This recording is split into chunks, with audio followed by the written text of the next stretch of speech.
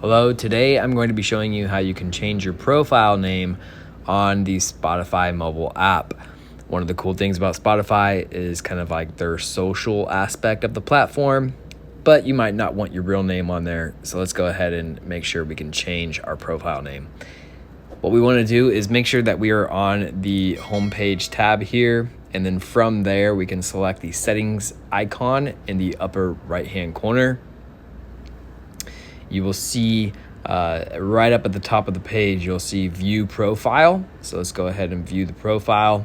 And then you can see right below your name, it will say edit profile. So let's go ahead and edit our profile. And this is where you can change the photo as well as you can change your profile name. Now, as always with Spotify, whenever you make any changes, you want to make sure that you actually select save in the upper right hand corner. Otherwise, any of the changes that you made won't actually save. So let's make sure that we hit save. And now I have successfully changed my profile name on the Spotify mobile app. If this video helped you out, please like and subscribe. If you have any questions, if it did not work for you, please let me know and I will do my best to help you out.